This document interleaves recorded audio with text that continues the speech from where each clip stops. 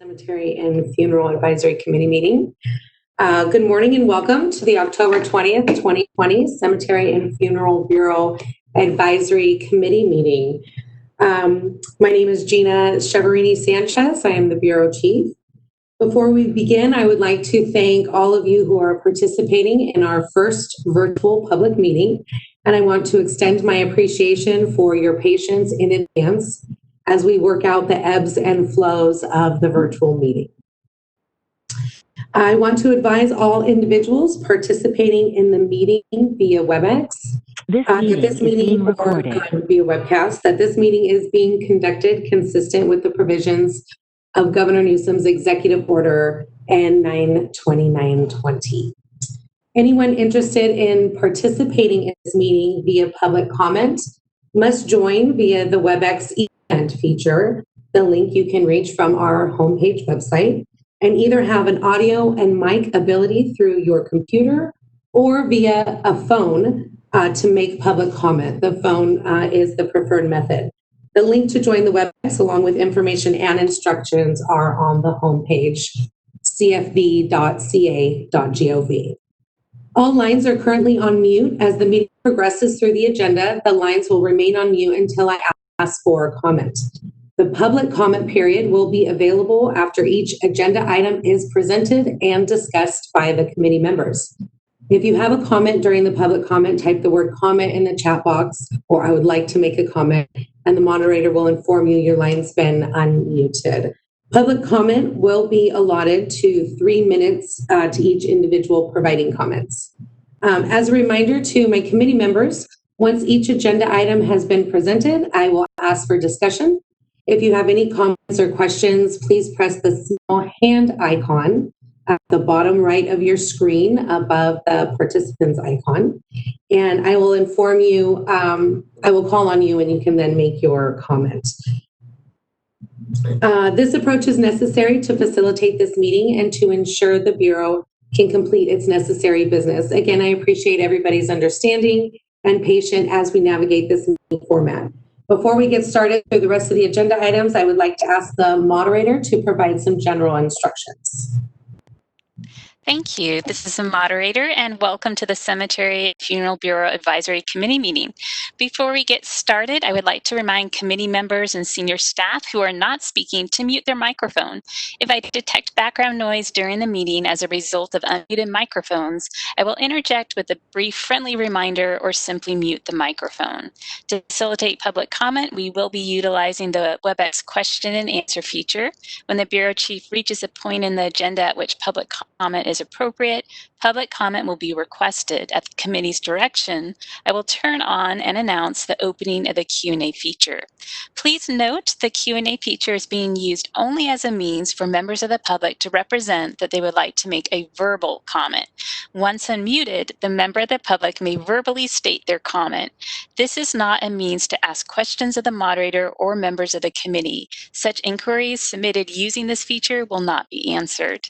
If any attendees utilize a profane name, they will not be called upon to prevent members of the public from being subjected to profane language. While you are free to express criticism or negative views, for the sake of the members of the public participating on the call, please do not use profane language when making public comments to the committee. Thank you. And that ends my comments. I turn the committee meeting back over to the Bureau Chief.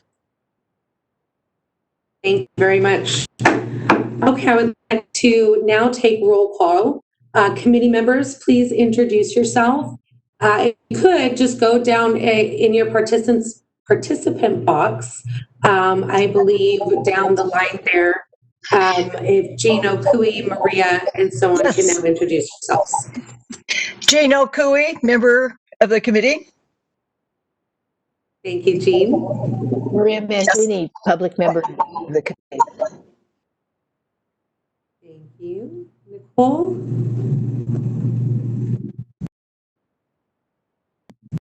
Nicole, can you unmute your mic and introduce yourself? Yes, Nicole Montague. Thank you for being here. Mm-hmm. And Patrick. Hi, everybody. Patrick Collins. I'm a deputy DA for Napa County and a member of the committee. Thank you very much. I'll move on. Those are our committee members. Thank you very much for being here. Also here from the Bureau is Cheryl Jenkins. Well, here virtually from the Bureau is Cheryl Jenkins, the Program Operations Manager, who will be speaking to a few agenda items as we prepare this meeting. Carolina Sammons, who is the Bureau's Legislative and Regulatory Associate Analyst. Sandra Patterson, the newly appointed Deputy Bureau Chief. And Michelle Arthur, the Audit Unit Manager, is also with us today. From the department with us is Jason Hurtado, Staff Counsel, Rose Turner, the Legislative Analyst with the department, and Carrie Holmes from the department's Executive Office as our Bureau Liaison, who will be speaking today. Thank you all for your attendance. As this is a voluntary appointment for our committee members, I greatly appreciate your time and commitment to this industry. As we moved into the agenda, I'd like to begin each public meeting by stating the Bureau's mission so that we focus our discussions on our mandate of consumer protection.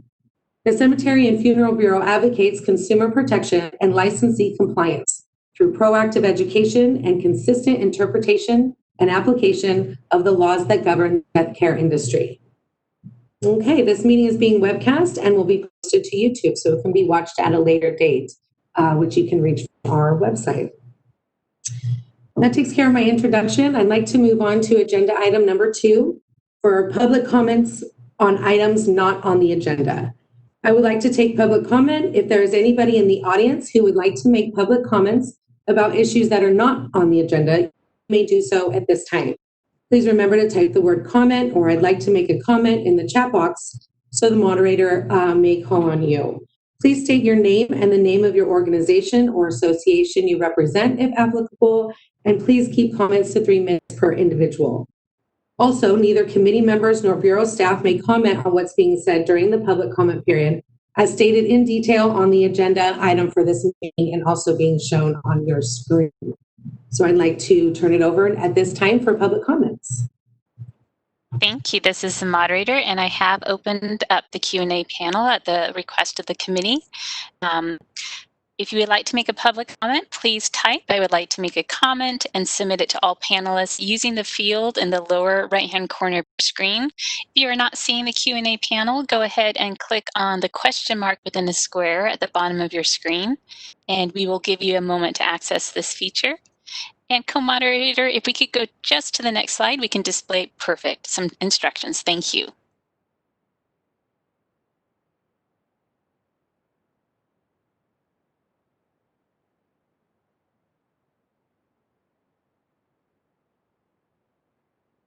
Okay. Should we give them another 30 seconds or so? This is the moderator, and I think we're good. So no request for public comment at this time. Would you like me to close the Q&A panel? Yes, please. All right, I have done so. Okay, so moving right along to agenda item number 3. There are 4 subtopics within agenda item number 3. I'm going to do my presentation speaking to each one, and then I will pause for committee discussion, and then we'll move into public comment. So staffing, Sandra Patterson, who has been with the Bureau for several years, has worked her way up, has now been appointed as the Deputy Bureau Chief. And the CFB has already filled behind her and appointed Carla Esquivel as the new Field Unit Manager over the field representatives who do our inspections and investigations. We have also recently made an offer to fill the vacant field representative position in the Los Angeles area. So that unit is now going to be fully staffed very shortly. Of course, there is a transition of training and so on, especially in that field. So we'll be doing some training there. We are very shortly going to be posting for an enforcement staff services analyst position. This position runs our site and fund desk and performs other duties as well. So be on the lookout if you're interested in that position. That will be posted soon. Letter B, advisory committee recruitment. We will be recruiting for a few positions on the committee beginning right now. The application is available on our website under the quick links, or you can also go to the advisory committee page, also listed under the quick links, and to see the application there. So keep an eye out for additional outreach for our next recruitment. For those members who are interested in reappointment, just please send me the email. You do not need to fill out another application. Okay, moving on to annual trust reports. We usually comment on how our licensees are doing with their reporting of the consumer trust funds they hold. So cemeteries and funeral establishments are required to submit their annual financial report to the Bureau. This ensures compliance with CFB's fiduciary oversight responsibility, assuring that consumer trust funds are protected and being properly handled. As of May 1st, 2020, this year, all funeral establishments were required to submit their annual reports. This identifies whether or not they hold pre-need arrangements with consumers. And if they do, they are then required to submit an audit of the trust funds performed by a CPA.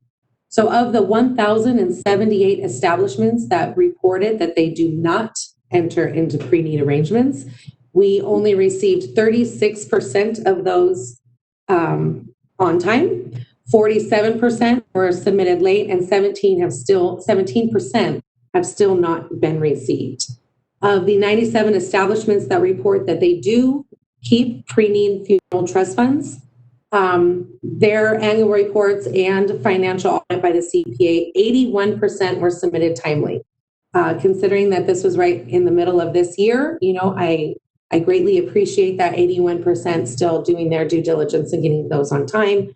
13% were submitted late, and 5% have still not been received. Moving into cemeteries, cemeteries must report on their endowment care funds and their special care funds. As of today, 67% of the cemeteries submitted their reports timely, 12% were late, and 13% have not yet been received. So the audit unit has been working diligently with all licensees to get into compliance, and we will progress through the progressive disciplinary process, beginning with the issuance of notices. So it's very important to get those on time. That is in order for us to abide by our consumer protection mission, making sure those fiduciary oversight is being upheld. Moving on to the next one, response to COVID-19 and effect on the Bureau. It's been a different year. I think that the Bureau has had, so as of early March 2020, the Cemetery and Funeral Bureau began the process of transitioning most of the staff to work from a home office or to telework. As we're a small bureau, 9 of our employees were already working from the home office, our field representatives. So this was initially a seamless transition with very minimal impact to our operations. The Bureau quickly began posting information and guidance as soon as we were made aware under a dedicated section titled Coronavirus Guidance on the homepage of our website, which is still up. As part of our collaboration with statewide focused efforts, CFB also dedicated 1 staff member to contact tracing, which we have already received back, and he's back working full-time with us. We also kept stakeholders updated by sending email blasts, and to those those who have signed up for our email blast. To get our email blast on our homepage, go to the very bottom, and it says there's a section at the very bottom of our homepage so you can sign up for our emails. Considering the major work shift change and the work site change, I'm proud to say that CFB staff rolled with the changes and is continuing to do so as we navigate through this time.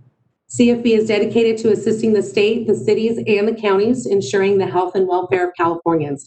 As any new information is relieved, we are dedicated to updating our website and email communications. I appreciate the patience of everyone as we navigate this new business flow. That concludes my comments on the updates on the Bureau. Do any committee members wish to make a comment or initiate discussion on any of these topics? If so, please press the raise hand button, and I can call your name and then unmute yourself. Okay, I don't see any discussion from our committee. Okay, Next page, is there any public comment on this agenda? Please type the word comment, or I would like to make a comment in the chat box. And when you are called on, please state your name and the name of the organization you represent, if applicable, and keep comments to 3 minutes per individual.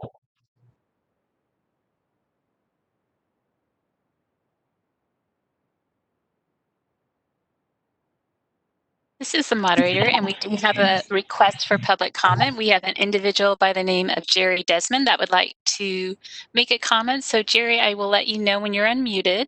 And as Gina said, we have a 3-minute time limit. I will give you a 15-second warning. And Jerry, you have been unmuted.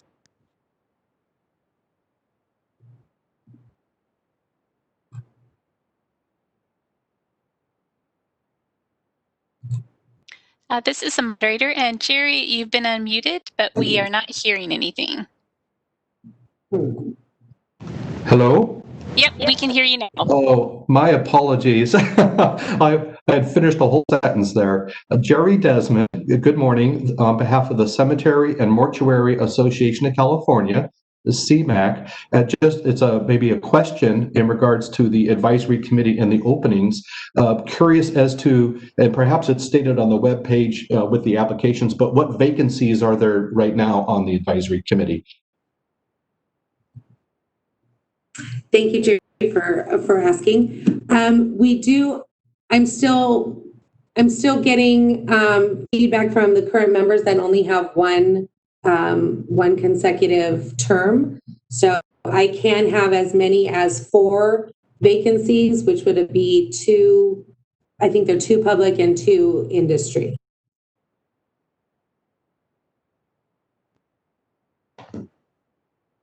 All right, so go ahead and mute Jerry.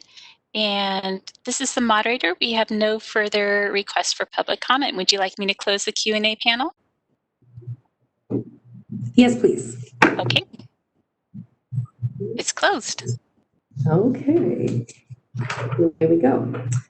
Page 8. Okay, so at this time, I'd like to turn it over to Carrie Holmes, our Bureau Liaison from the Executive Office of the Department of Consumer Affairs. Okay, good morning, committee members and Bureau Chief Sanchez. It's a pleasure to be here with you today.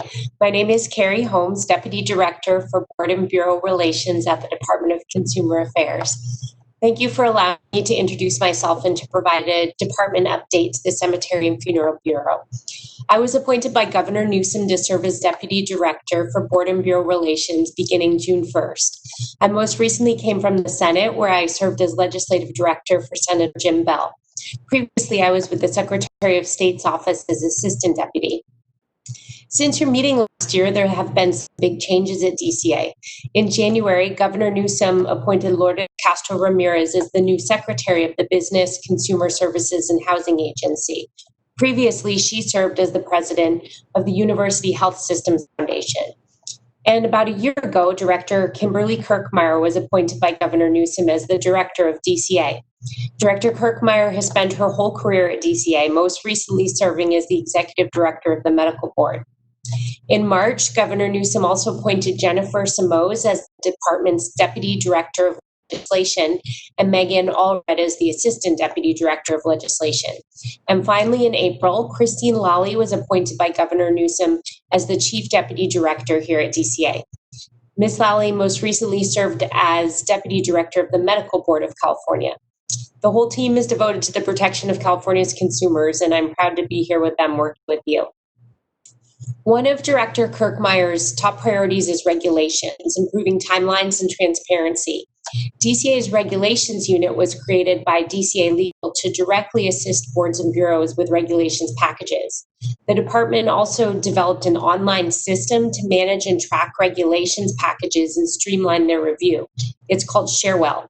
Sharewell testing with a pilot cohort is now complete, and there will be regular check-ins with the pilot groups to solicit feedback and evaluate that feedback to determine the next stages of the rollout.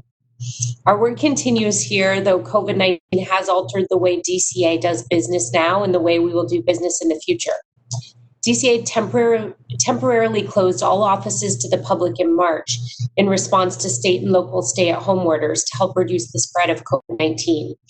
DCA and the boards and bureaus have implemented telework plans to allow individuals who can perform their duties outside the office to do so, and has established physical distancing requirements for employees who cannot telework.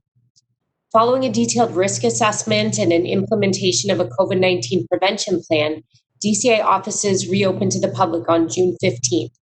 DCA has implemented preventative measures to safeguard the health and safety of our employees and visitors.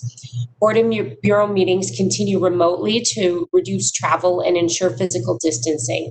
Thank you for your service. Your input and guidance is especially important during these challenging times. If you have any questions or need anything from DCA, please don't hesitate to reach out. Board and Bureau Relations is here to help. Thank you again for inviting me to your meeting, and I look forward to the day we can meet in person. This concludes my presentation. Thank you very much, Carrie. I appreciate your time, and I appreciate the department making you available for us to give us that update. It's important to know us as a team as a whole of what we do to make things happen around here. So I'd like to open it up to our committee members. Do any committee members like to make comment or initiate discussion? Please just use the raise hand feature and I will call on you. I'll give you just a moment.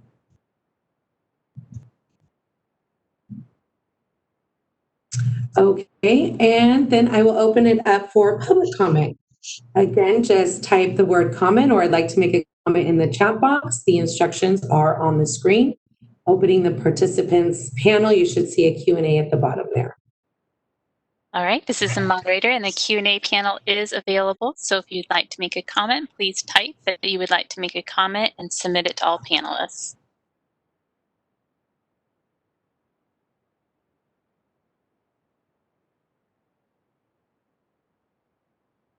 All right, this is the moderator. I see no requests for public comment at this time. Would you like me to close the Q&A panel? Yes, please. Yes, please. Carrie. Okay, so moving on to agenda item number 5, the legislation update. Cheryl Jenkins will be providing an update on the 2020 chapter legislation. So go ahead, Cheryl. Thank you. Good morning, committee. So for the 2019-2020 legislative session, we have one bill that was chaptered that does affect our industry. That's Assembly Bill 34 from Assembly Member Chen, and that was Chapter 72. So existing law authorizes the incineration of one or more American flag that is performed separately from the cremation of human remains. And currently this can occur during the period of 1 week before or after Memorial Day, Flag Day, and Independence Day. And so this bill, it amended Health and Safety Code Section 8344.5 and will allow the same to occur 1 week before and after President's Day and Veterans Day, and it'll become effective on January 1st of 2021. That's the only bill that was chaptered this session that affects the industry directly. Any questions? Do I see that part of you, Gina? I don't know. We're winging it. Go ahead. So that's the only bill that I have to report on for this meeting. Are there any questions from the committee? I don't see any hands raised. Is there any questions from the public? Moderator, could you open that for them, please?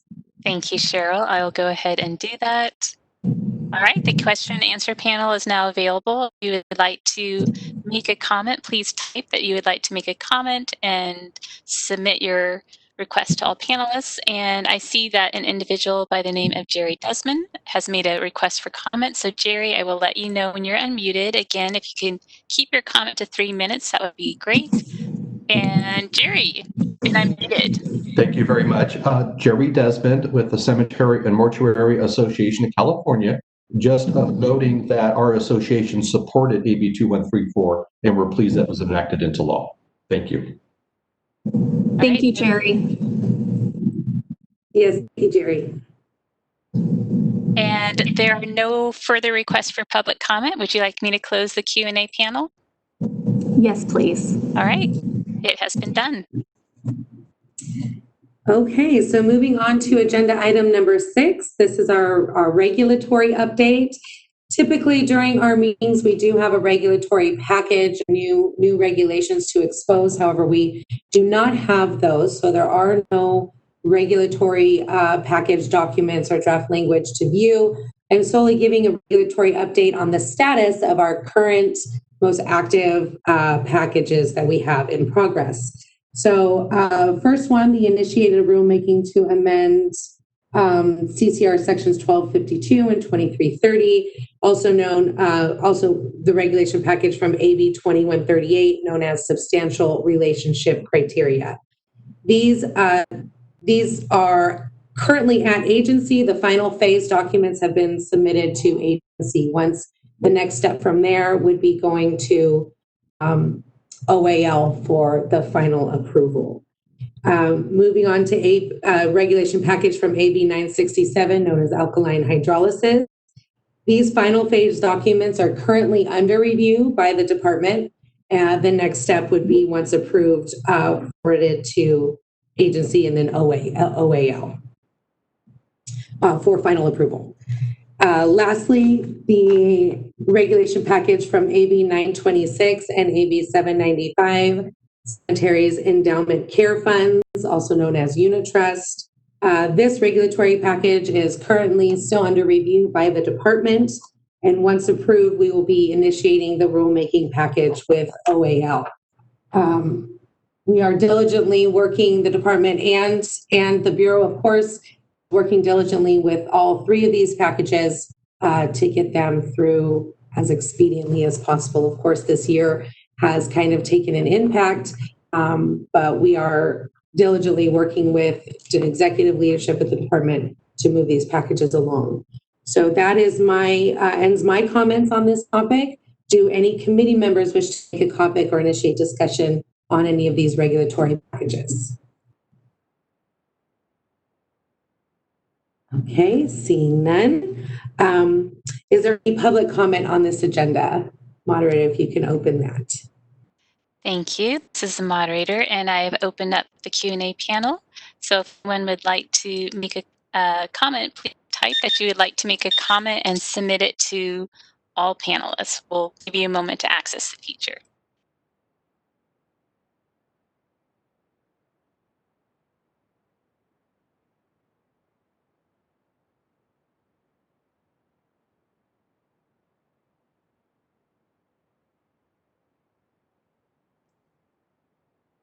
All right, this is a moderator, and Jerry Desmond would like to make a comment. So Jerry, I'll let you know when you're unmuted.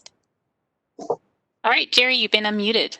Thank you, moderator, Bureau Chief and Advisory Committee. Jerry Desmond, Cemetery and Mortuary Association of California, just providing a comment on the 3rd regulatory update on the proposed regulations and applications for conversion of an endowment care fund from a net income distribution method to a total return unit trust method. As folks may know, CMAQ sponsored AB 926 by Assemblymember Jackie Irwin in 2017 and AB 795 in 2019 to extend sort of the deadline for the development of this regulatory package and the application. And would just like to emphasize that we urge the Bureau, Department, Agency, and OAL to move in a timely manner because the clock is ticking, and we believe that this package and the regulations are in the best interest of long-term viability of cemeteries. And the objective of this legislation and the regulations is to make sure that properties have investment objectives that promote the mutual goals of growing principal assets to cover the cost of future maintenance and to generate income to support the cemetery. And thank you very much. Thank you, Jerry. And this is the moderator. There are no further requests for public comment. Would you like me to go ahead and close the Q&A panel? Yes, please. All right, I've done it. Thank you, Jerry, for your comment. I appreciate that. And we are committed to moving that that package along. Okay, moving on to agenda item number 7, the licensing statistical report and update on examination development. So we do have a few items that we will be showing via the PowerPoint presentation. These statistical handouts are available on our website, www.cfb.ca.gov or gov. Right in the call-out box, right on the front page, in the big red call-out box, it has the agenda and the next 2 handouts and also the how to get on. So as I turn this over to Cheryl, who will be going through some statistics and exam development, you can find those documents there, but they'll also be shown on the screen here. Okay, Cheryl, I'm going to flip it to you.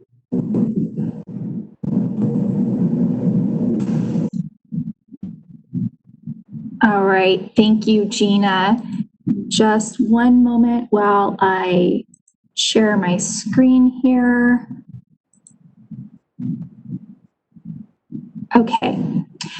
So one thing that has come up in previous meetings is that there was definitely an interest in some statistical updates from the Bureau. And so in response to that, we are going to be providing some data from the Bureau for our licensing. So the first update we have is regarding our licensing performance measures. And the licensing performance measures is something that the Bureau has been tracking. I believe it was included around 2015. And what this did is it established target timeframes for processing our applications. Now, to clarify, these target timeframes only apply to applications that are received as a complete application. This means that when it's received by us, it has all of the required fees and all required documents associated with that application. So if an application is reviewed by the licensing analyst and determined to be missing an item, it is no longer considered complete and will be issued a deficiency letter. So this slide that's up right now is the Bureau's licensing performance measures for fiscal year 2019-2020.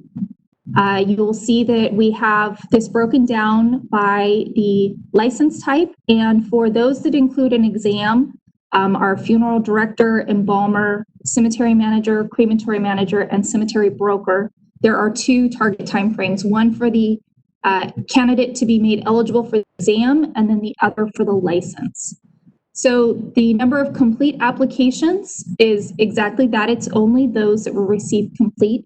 This is not a total of all applications received by us during this past fiscal year. And our target timeframes for business applications is 90 days. And for the personal licenses, it is 20 days, with the exception of the embalmer license, which target timeframe of 30 days. And as you'll see over on the far column, the Bureau's average target timeframe the average time frame for processing, we met or exceeded for every one of our categories, with some of them being only a few days. And I would like to just note, you'll see a 0 for the cemetery and the crematory. We did, in fact, not receive any cemetery applications during that fiscal year that were approved and licensed. We did have 3 crematory applications, but they were not received complete. That's a very complex application, and usually they're not received complete. The next slide that I have for you guys is our licenses issued during this past fiscal year. These are new applications which resulted in a new license. We received, we issued a total of 1,030 new licenses during this past fiscal year. And we did group the cemetery brokers. There's 3 different broker licenses. That is common for our reporting matrices to have those grouped together. So I did do that on this slide as well. Our next is our license renewal. So we had a total of 11,151 license renewals during this past fiscal year. Something that the Bureau came out with was our online renewal. I believe that came out in June of 2019. And for only having that available 1 year, we've had 31% of our licensees take advantage of that. I strongly encourage everybody to renew online. That gets your license renewed and updated in our system within a day. And you also get your license received much faster. So for our exam pass rate, we have a total of 2 that are 100% pass rate. That is our embalmer and our crematory manager. For the funeral director, this has typically always been a category with a low pass rate. It was a 50% pass rate during this past fiscal year. The cemetery broker had a 44% pass rate, and the cemetery manager came out at 93%. So this is an update from the licensing analysts. They wanted to let everyone know what the most common application deficiencies they find are. And the first is that we do not receive the request for live scan form with the application. So every time there is a new application for licensure, there should be a request for live scan service form submitted showing you have completed a fingerprint. The business applications, contractual agreement to share preparation and storage is commonly not submitted. We need to be sure that we have a current contract that is signed and dated by both parties that are authorized to enter into that agreement for the business. The next is the zoning permit or a letter from the city or county that is letting the Bureau know that that business is authorized to operate at that location. That should include the address and what is authorized. So are you allowed to only have an administrative office, or are you allowed to have preparation and storage on site? And last is, although we have merged our practice acts, we still require separate payment for cemetery and funeral fees at this time. So we will sometimes still receive a check that has payment for items from both sides included in one check. And what typically happens is the cashier will process the payment for one side and then have to refund the balance and send a notice out to request separate payment for the other portion. That is the end of the slides for our licensing statistics. Does the committee have any questions?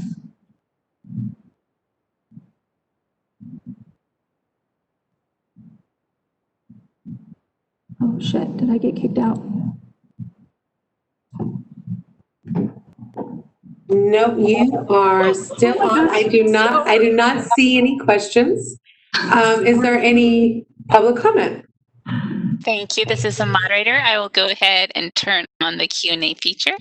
And if people would like to make a comment, please type in a field in the lower right-hand corner of your screen. Type that you would like to make a comment and submit it to all panelists.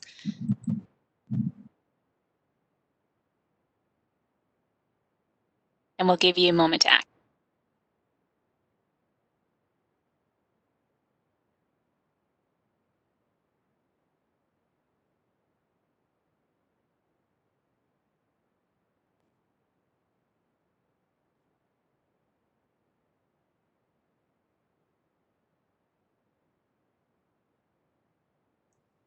All right, this is the moderator, and I'm seeing no requests for public comment at this time. Would you like me to go ahead and close the Q&A feature?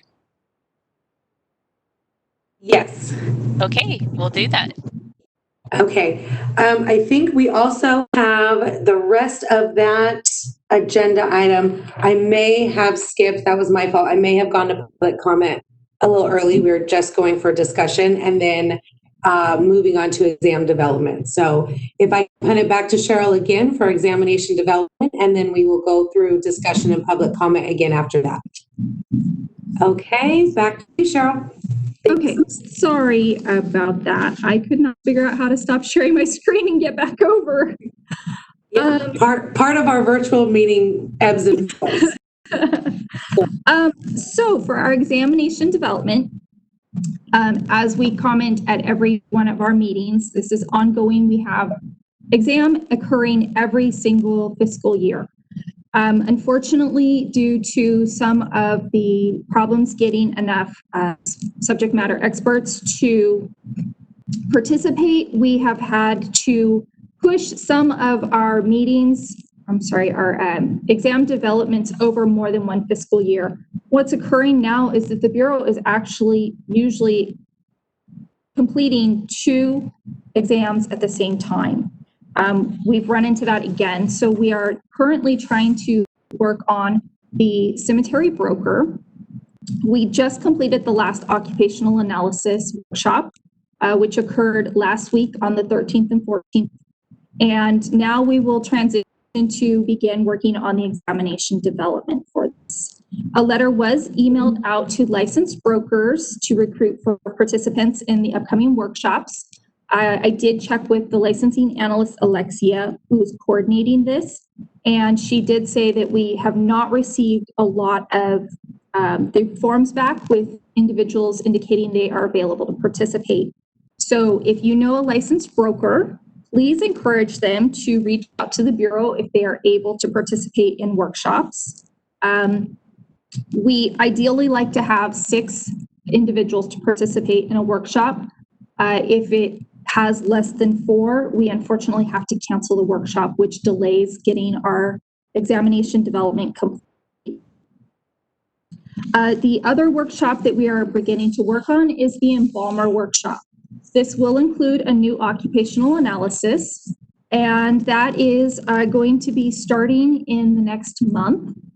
So please be on the lookout. The Bureau will be mailing out a letter to the licensed embalmers. The occupational analysis will include 2 workshops to develop that new occupational analysis. And then after that, we will move on to begin the examination development. So again, please, if you are licensed in the industry, consider helping out as a subject matter expert. The only way we can develop valid examinations is through the assistance of our licensees. And we do reimburse travel, and the Bureau pays an honorarium of $250 per day for all of our licensees that participate. And that is what I have for exam development. Are there any questions from the advisory committee? I don't see any hands. Is there any comments or questions from the public? Can we open that up, please? Thank you. This is a moderator. I would go ahead and open the Q&A panel. So the Q&A panel is now open. If people would like to make a public comment, please type, "I would like to make a comment," and submit it to all panelists. We will give you a moment to access the feature.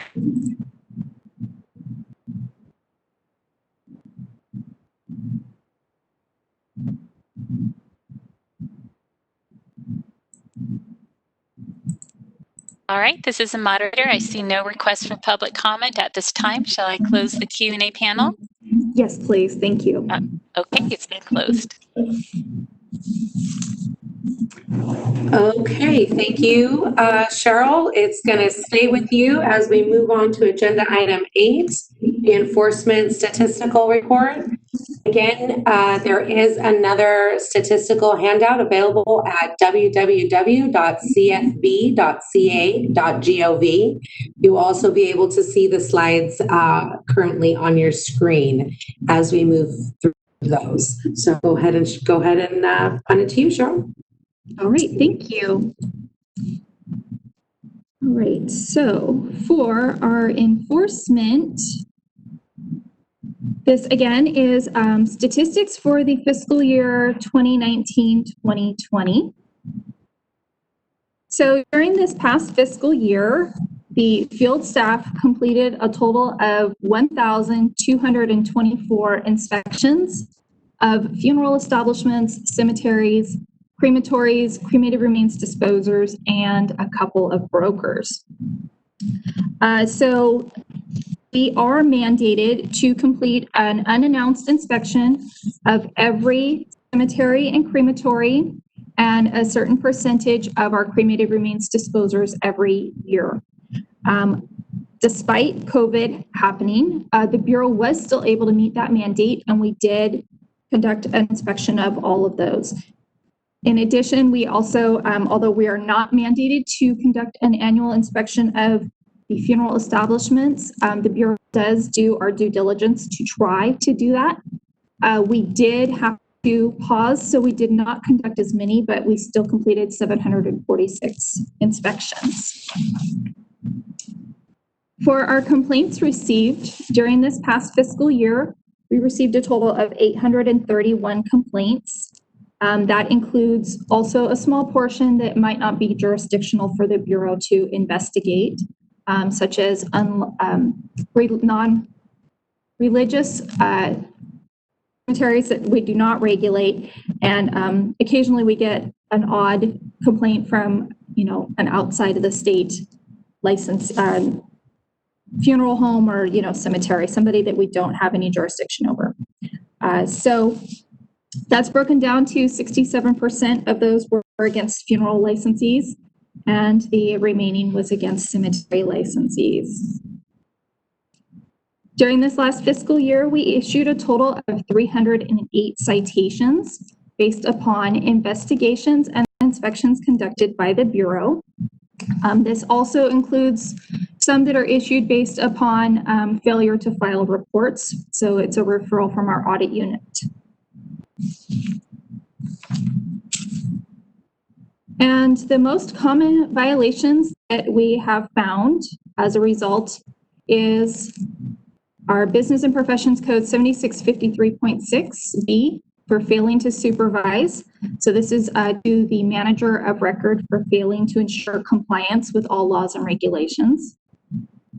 California Code of Regulations 2333B for the cemeteries failing to maintain minimum maintenance standards. Business and Professions Code 7711.1 for unprofessional conduct. California Code of Regulations 2388 for failing to file your annual ECF report timely. And for Business and Professions Code 7653.6A, failing to designate a licensed cemetery manager timely. Our most common funeral violations include, again, the manager, California Code of Regulations 1204B, failure of the designated manager to ensure compliance. California Code of Regulations 1258.1C1, failing to have your general price list match the casket price list. California Code of Regulations 1214B for failing to obtain an executed authorization to accept or decline embalming form for all cases. And so that means that all signatures are obtained and dated. Business and Professions Code 7680 for failing to have a license displayed conspicuously in the business. This can also be found if you do not have an original. So if you have a photocopy instead of the original license, then that is a violation. Business and Professions Code 7685.1A for failure to have a casket price card or tag on each casket. Give me a moment to stop sharing. So that is our statistics for enforcement. So the next item under this is our disciplinary action update. So the Bureau has 2 disciplinary actions that are this fiscal year, so fiscal year 2020-2021. The first is Oakdale Cemetery Association, COA 117. The Bureau entered into a stipulated settlement agreement with this licensee, which became effective on September 30th. And they will now serve a 4-year probation as a result of failing to meet cemetery maintenance standards. The next one is against Cooley and Smith Funeral, FD 2141, and included Curtis Berryman, Funeral Director 3530, and Stephen R. Cooley, FDR 186. The Department of Consumer Affairs Director signed a default decision which revokes all 3 of these licenses, and that was signed on October 6th of this year. So anytime a default is signed, there is a 7-day time frame for the licensee to file a motion requesting the decision to be vacated. That time frame has passed, and this decision will become effective on November 5th of 2020. And as a reminder, all of our accusations that have been served and decisions that are effective get posted on our website under that licensee's license number. So these Oakdale is already available, and the Cooley and Smith one will be posted after the effective date. Are there any questions from the committee on the enforcement statistics or the disciplinary actions that were updated?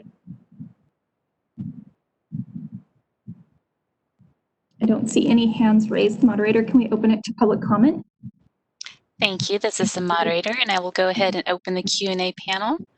All right, it's now available. If you would like to make a public comment, please type "I would like to make a comment" and submit your request to all panelists. We are displaying instructions for your reference.